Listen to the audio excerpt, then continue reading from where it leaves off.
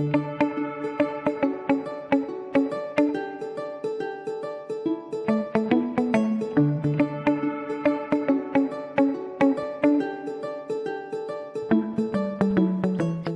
Valencia Property Podcast, Episode 7.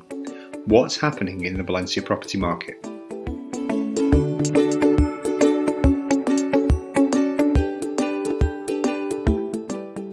So much good feedback from last week's longer episode, and thanks to everyone who went to the website and listened to our longer conversation about listings.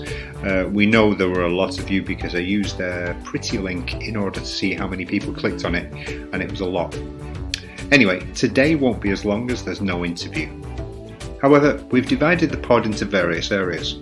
We'll start with news and an explanation of taxes on purchase. The TLDR on this is that it's a bit more complicated than it was before, but not necessarily more expensive. Then we go on to a bit more news from Valencia, which is currently in the hangover from the Goya Awards, which were presented last week at the City of Arts and Sciences. The Goya Awards, for those who don't know, are the Spanish cinema Oscars. After the news, we have a competition to win some really cool books about Valencia, and then the main part of this pod this week is about who is buying, who's selling, and what's happening with supply and demand and prices in the Valencia property market. I think you'll find it interesting. As usual, we'll then follow up with some listener questions, and don't forget to submit yours via voice note to our WhatsApp on 0034 for Spain, 657994311 with your name, or send me a voice memo to information@valenciaproperty.com. You'll notice this week we have 3 questions, 2 of which are voice notes, but 1 we've taken from our WhatsApp groups. Finally, we have recommendations this week, a recommended video, article and property as usual. So, let's dig in. Hope you like it.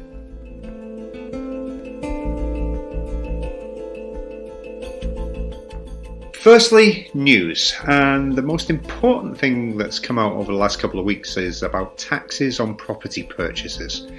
Knowing how much you might pay on tax on the purchase of your Valencia property or any other property in Spain really, just got a bit more complicated. The basis of the tax has been a percentage of the selling price since time immemorial. Recently that has been 10%, which of course is too much, but it's offset by the ongoing taxes which are really low compared with other countries. I've written an article about this of course, which you can find in the recommended part at the end of the podcast. Now however, there has been a change. The tax you pay will still be 10% of the purchase cost in 80 to 90% of sales, but sometimes, especially if you get a fantastic bargain, it may be more. This is because the tax has now been estimated on something called the reference value of the property in the property catastro. The first thing to say is that the reference value has got nothing to do with the asking or selling price. It can vary to the lower or higher side. In the last week, we've seen reference values over 40% below the sale price and 20% above. However, of the over 20 properties we've agreed a price on in 2022, only 2 have been above the reference value. So let's get into weeds, some figures. You know I like figures. One client buying an apartment in Valencia has an agreed price of $125,000. The reference value is $86,000, and the tax therefore is based on the sale price, €125,000. If the tax was based on the reference value, then it would be 90% of $8,600, as that is the calculation the tax office is using for reference values, 90% of 10% of the price. However, you pay the higher of the 2 figures. In other words, if the reference value is below the sale price, you pay 10% on the sale price, of course, like you did before this year. On the other hand, what happens if your reference value is above the sale price? That's happened twice this week. Firstly, an apartment of $185,000 had a reference value of $212,000. It was a good bargain. Therefore, the tax of 90% of 10% of $212,000 is applicable, i.e. €18,880 as opposed to $18,500 if the sale price was used as the value. An increase of €380, so not too bad.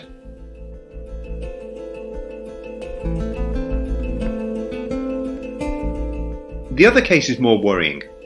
The sale price was a bargain at $305,000, but the reference value was $386,000, meaning a tax bill of 90% of $38,600, i.e.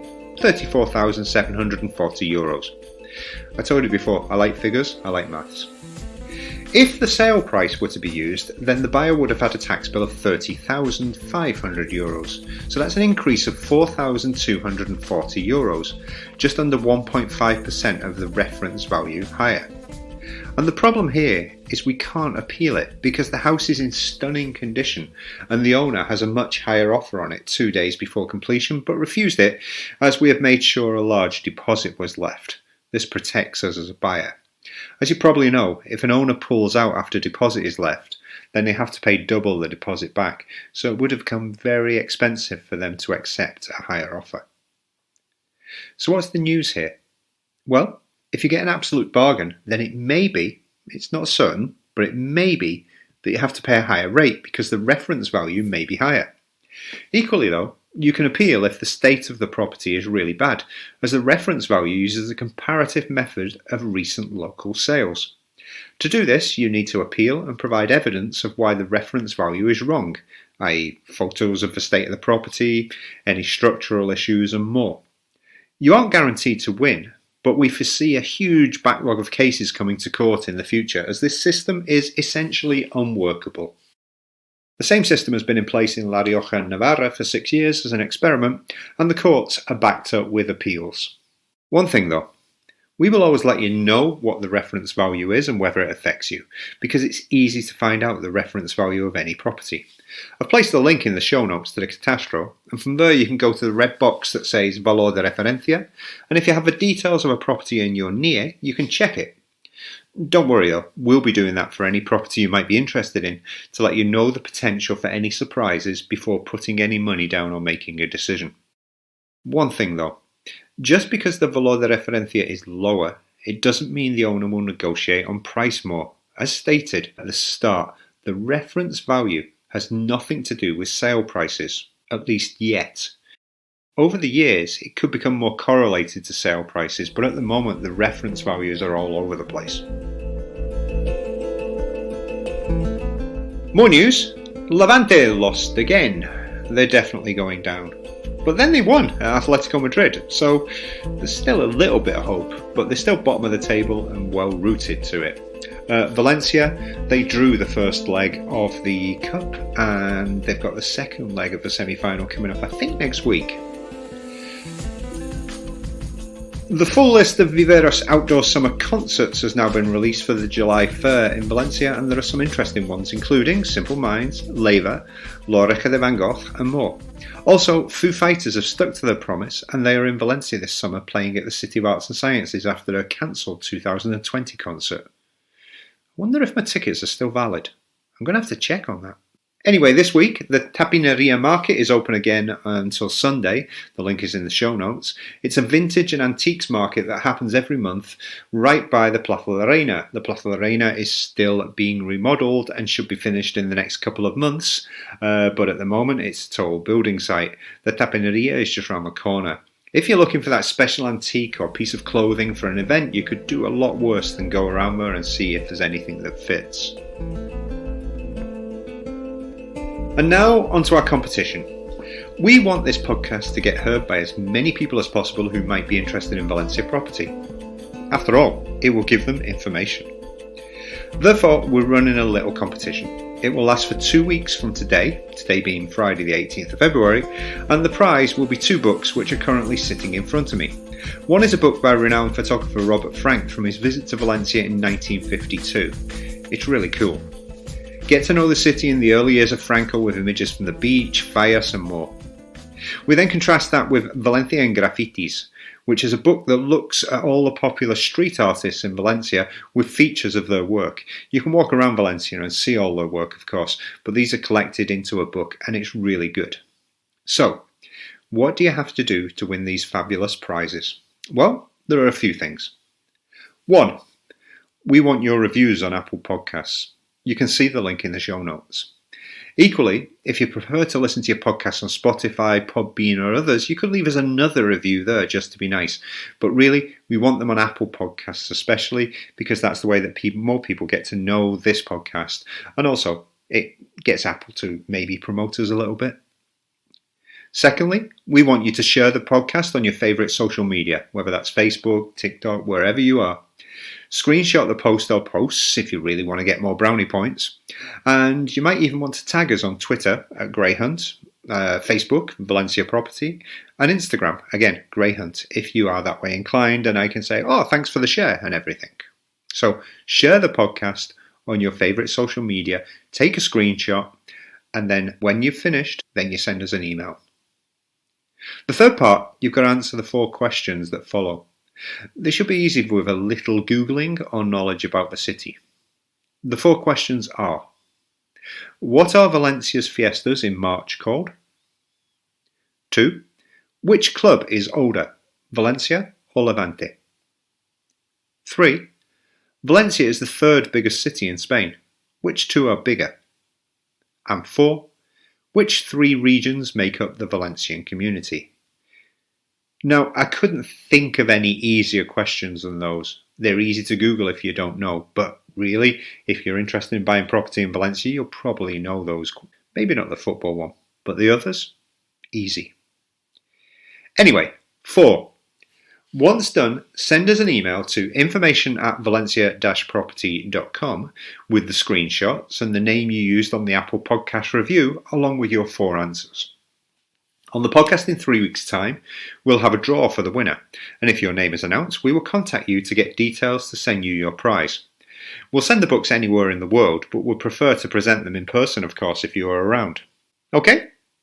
If you have any questions, just tag me on Twitter at Greyhunt. The competition will be announced on our socials too, so you'll see it there. The main part of this week's podcast is all about what's happening in the Valencia property market at the moment.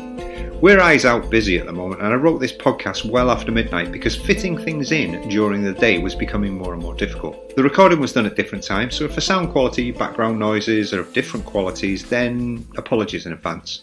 However, as we say in Spain, lo prometido es deuda. What's promised is a debt.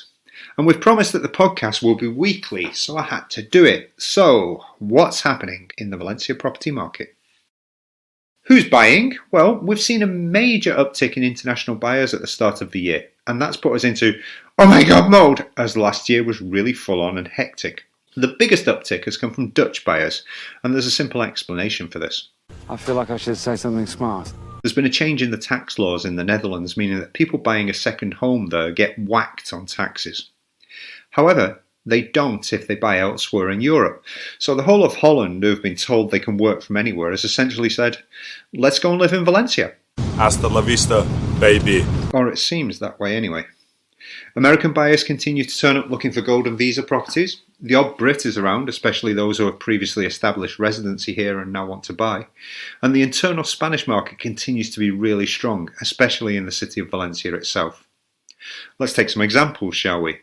A client made an offer of $179,000 on a property of $189,000 yesterday. The offer was made at 11:30 after a visit at 10. The property was actually sold at 11 a.m. for the full asking price, $189,000. They were blown out of the water. Boy, that escalated quickly. A property came onto the market in the Cabanyal last week at $105,000. It was off the websites 2 hours later. We phoned the owner to find out why, and he said 50 to 60 phone calls in that time, of which over 20 were from agents, and he had received at least 5 full-price offers. Someone had met him at the property and left a deposit there and then, without any sort of negotiation, any sort of checking of the validity. They just said, this is a good deal. So who's selling? We're seeing a lot of people upgrading to larger apartments and houses, people moving out of the city to the suburbs due to space considerations post-COVID. Inheritances also make up a lot of the sales, unfortunately. Apparently there's been a greater percentage of inheritance sales in the last year than any year since the Civil War or around there. The majority of the sellers, of course, are Spanish, because 80 to 90% of the market in Valencia is national. It's not so dependent on the foreign market. For example, Alicante is. Many people have decided that prices have got to a level where they're comfortable selling their extra flat. Extra flat, I hear you say? Yeah, well, couples who move in together often have a spare apartment which they don't use, and they prefer to sell rather than rent it out, as there is less admin. Also, there are a lot of people who bought a place to do it up, modernised, and are now selling to flip the property. Sometimes they can't be bothered reforming as reliable builders are difficult to come by, or the licenses have taken too long to come through, so they just sell before they even bother to reform, based on the fact that prices have risen in the meantime. Supply and demand, well, a year ago this week there were 11,800 properties for sale in Valencia City, according to Idealista. Or rather, there were that many listings, with all of the repeats, multiple agencies, etc. There were probably around 3,000 in reality. However, let's take it at face value. This week there were just over 9,000. 9,000 compared with 11,800 last year. So that's a reduction of 25% in a year. So now there are probably around 2,250 available. I've written an article about this before and the number of properties that may suit your requirements. It's always fewer than you think. Take a look at the paradox of choice on the blog. It's linked up in the show notes. If previously there were 10 potential properties, unlikely, if you've really dug down into what you want, there now might be 7 or 8, and you really need to be ready because what you are looking for, others are potentially looking for too. So get your ducks in a row, see our article about this on the blog, it's also in the show notes, and get ready to buy.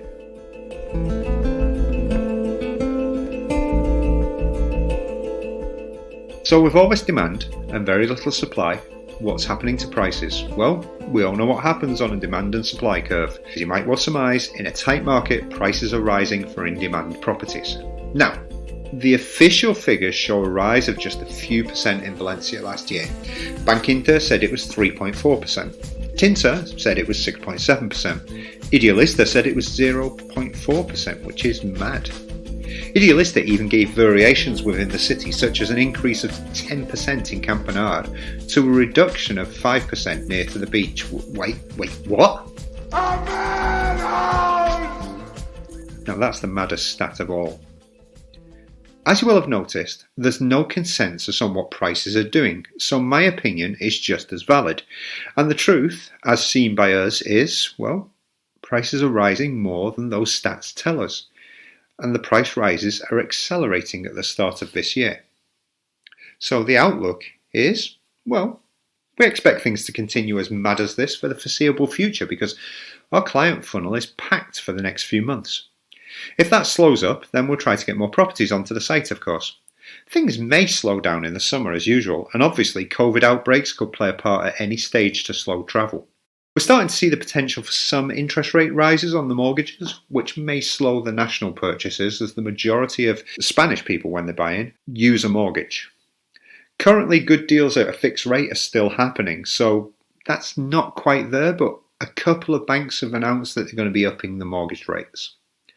Despite this, the majority of purchases by international buyers are not with mortgages, so won't be affected. There may be a slowdown of American clients who currently look at 2% fixed interest rates as free money.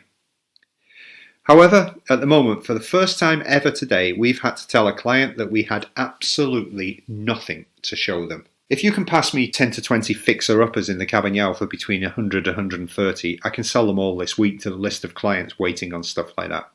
But currently, there aren't any, except for it's just been reserved, it was rented out yesterday, it was sold with long-term tenants who aren't paying a lot, it's a bank property which will go to auction, somebody's self-isolating from COVID, we won't collaborate on this because it's the only decent one that agency has, or finally, it's a Ukrainian owner who currently can't get here, but if you put 5k down, he'll sell it to you when he gets here. Yeah, right mate, I was born yesterday as well. It's not a scam, of course, yeah? They told us that.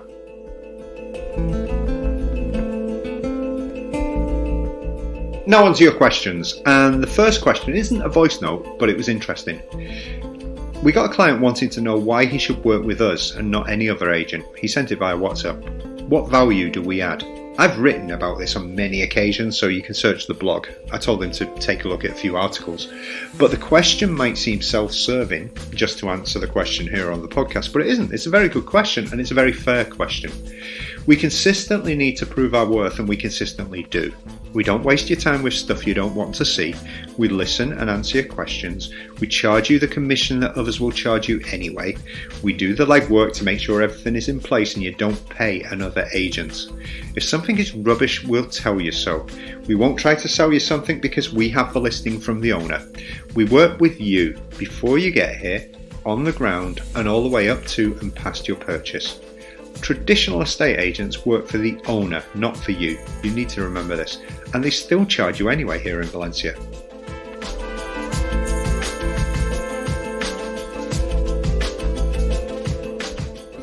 The second question is from the first Tony, and I say that because the third question is from the second Tony.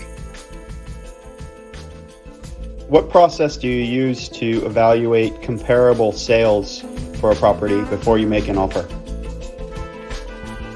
That's an interesting one, Tony, because the process we use is keeping an eye on the market because, as stated earlier in the podcast, the official stats are all over the place. The reported prices from notaries, property registry, portals, large agencies and banks vary wildly. Therefore, we have to know what we're talking about, and we do that by looking at those official figures, but also by talking with all of the agencies that we work with regularly inside and outside the city when they sell something. We ask them, how much was the selling price, just so we know if offers are being accepted. And over 20 years of experience means we have a nose for what's happening on the ground. As we've been saying, the market is currently accelerating, which the official figures will not reflect for a good time. And the last one for today is from another Tony, and it's about beach towns. Hi Graham, we're considering moving to a beach town in or around Valencia, and I'm wondering which beach towns have sufficient level of activity during the off-season. Okay, if you want a place where everything isn't closed down for the winter or even 10 months of the year, then your options are limited, but let's take a look. To the north of Valencia, Canet gets more lively each year. That's Canet, by the way, just to the north of Sagunto, and the beach is gorgeous with plenty of sand dunes as well. Sagunto Beach isn't so gorgeous, but Puerto de Sagunto has really cheap prices for property and the beach is more than decent. Some of my kids' friends live there and every summer I'm a taxi taking them back and forward there. The train from Sagunto is quick to get into Valencia. Port Supply is quite lively all year round, just 4 kilometres to the north of the city with its marina, and of course the Malvaros and the Cabanyal in the city, along with the more exclusive Patacona, are also popular. To the south of the city, in my opinion, the less said about Perelló and Perillonet, the better. But once you get down towards Cullera, the beaches to the north that belong to Sueca and then Cullera Beach itself have plenty going on all year. Going a bit further south, obviously, we get to Gandia, Oliva, Denia and Javier. We cover those areas too if you're interested. They all have all year round things going on, although they're quieter in the off season of course. If you want a beach all to yourself, then oftentimes you'll be able to find it here during the week. Our recommended video today, well, we've actually got two. Levante won, so I've dropped a video of the highlights of the game. I think you can see it only in Spain. You might have to use a VPN to see it outside of Spain. But seriously, the other video we've got this week, there was a small firework display for the Goya Film Awards in Valencia last week, and our friends at For 91 Days took a video. It's on their YouTube channel. Take a look at the stunning City of Arts and Sciences by day and by night with a load of fireworks going off.